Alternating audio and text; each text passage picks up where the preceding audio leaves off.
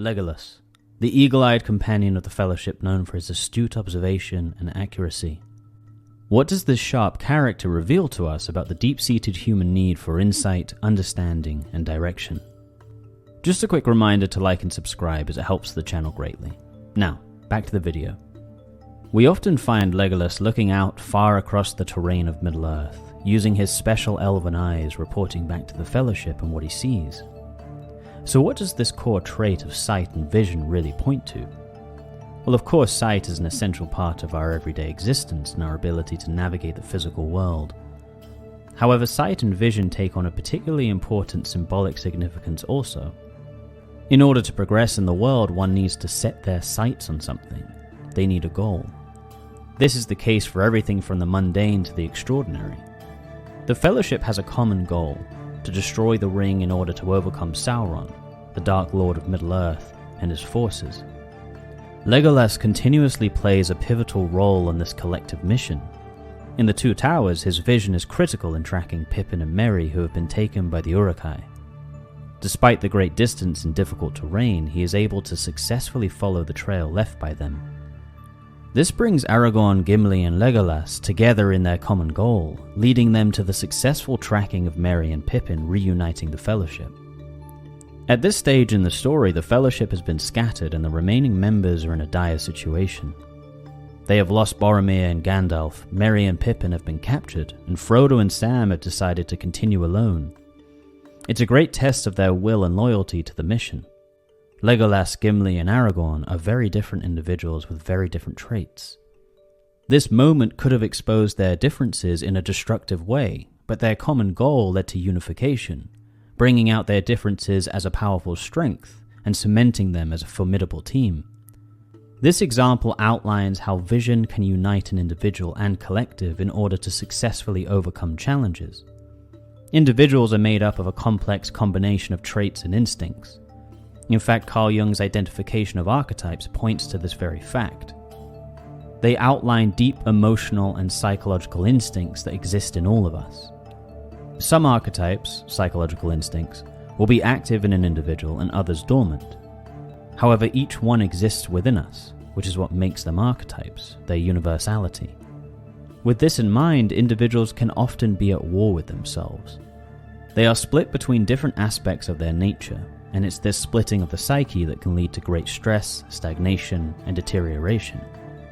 Having a powerful vision can unite all these different instincts and archetypal forces within an individual. This in turn allows them to move towards a goal and not get stuck in incongruence. This happens on both the individual and collective level. A group of people can come together who all have different archetypal instincts active within them. This can lead to war within the group, or they can be united in a common goal. In fact, when one successfully achieves this unifying vision within themselves, it then enables them to unite others in the world. From this perspective, the Fellowship can be understood as both the coming together of a group containing different archetypal instincts, but also the unifying of different archetypal instincts within one person, in order to achieve and overcome something. Legolas's legendary observation also symbolizes the realm of insight. If we take the perspective of the Fellowship being a collection of archetypal instincts, the forces of Sauron can be understood as the shadow aspects of an individual and collective. The shadow being all that which is repressed and feared within the unconscious domain of the psyche. From this angle, Legolas's astute vision can be understood as wise insight in the courageous confronting of oneself. The willingness to see the parts of ourselves that we want to avoid. It's this very act of facing ourselves that opens up the doorway to integration and maturation. Without this, one is at risk of being overwhelmed and derailed by their shadow aspects that have gone avoided for a long time. The longer something remains unconscious within an individual, the more it festers and grows, threatening to overwhelm the personality. A good example of Legolas's vision symbolizing deep insight is when he, Aragorn, and Gimli take the paths of the dead.